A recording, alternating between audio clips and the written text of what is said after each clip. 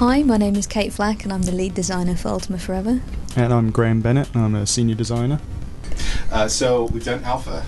We have introduced the game to people finally. Yes. It's very exciting. Our first super important milestone of actually getting the game into people's hands. And getting it in the wild. Free range players actually coming in. Organic. Yeah, roaming around, doing all sorts of stuff. It's super important.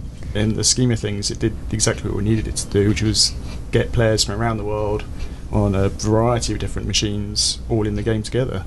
Was that the main goal so far? It was really just to stand it up from a technical point of view? Well, it was half the goal. I mean, obviously it's super important to make sure that when you're doing a cross-platform multiplayer game that, it will stand up on people's machines and multiplayer works and everything. But kind of from a creative point of view, the reason why we picked all of the the truest kind of Ultima fans that we could find, the guys who've been keeping the flame alive for years on the internet, is that we absolutely wanted those guys to go in and look at the lore and look at the storylines and look at everything around the Ultima world and just really give us as much feedback as possible about it.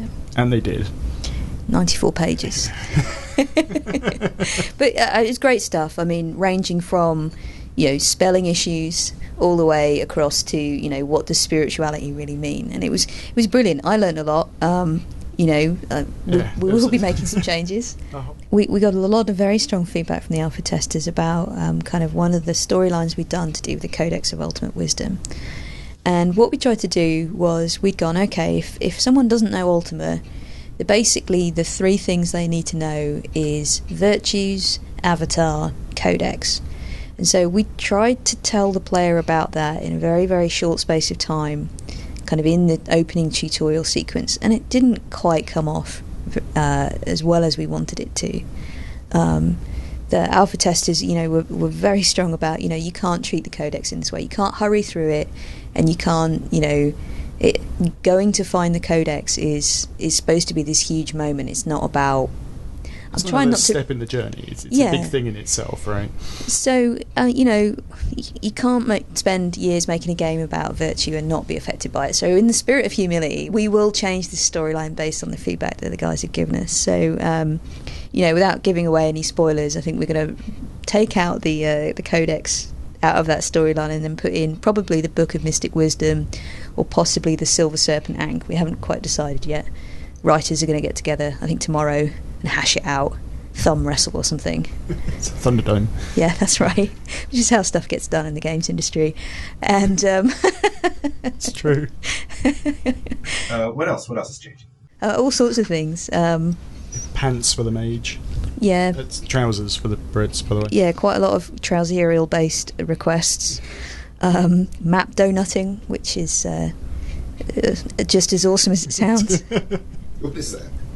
Map donutting is when you jump on a ship, which you can do in Ultima Forever. You can sail around the world, and donutting means literally around the world. When you reach the edge of the map, you kind of donut round to the other side. Well, that technical term for that, set by our coders, is donutting. Although I do like the idea of doing donuts in a ship. I think that's something kind of pleasing about that. Probably put an achievement in for that.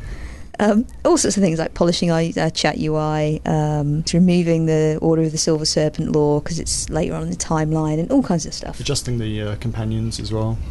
Yeah, a lot of feedback around the companions just to make sure that they, we really hit those and get them right, not literally hit them. Right, we're going to keep the same aesthetics and feel that people expect. Even though it's a new visual style, there are still sort of key points that have been consistent throughout the rest of the series. Yeah. It's the balance between making it instantly recognisable to the old guard and making it understandable to completely new players. There's a lot of conventions around that. And I think the balance we're trying to strike is make it feel Ultima, but make it play like a new game. Right. Absolutely, yeah. All the virtues, all the shrines, the towns, the companions, the fact that you can turn into a boat and sail around, all that kind of stuff is in there. And questing to become the avatar is in there as well. I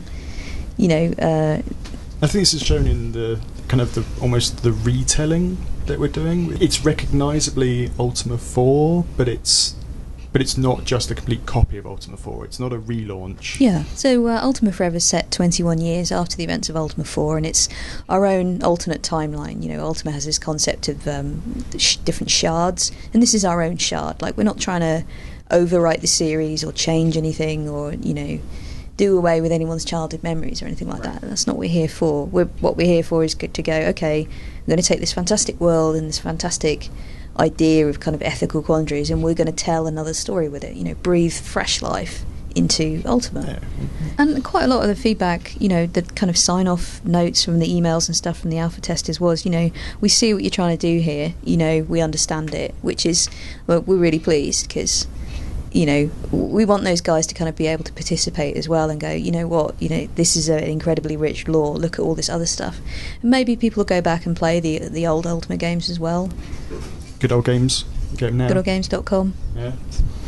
We just want to say thank you very much to all of our alpha testers, and all of your feedback is really appreciated, and the things you've said will make a difference. Yeah, we couldn't do it without feedback from you guys. You've been holding the Ultima Flame, and we need that help from you. So, yeah, we're looking forward to seeing you again in the next phase, chatting with you online, hanging out, reading your feedback, and, you know, just continuing to try and make the Ultima Forever the best Ultima we can. Yeah. Keep the comments coming.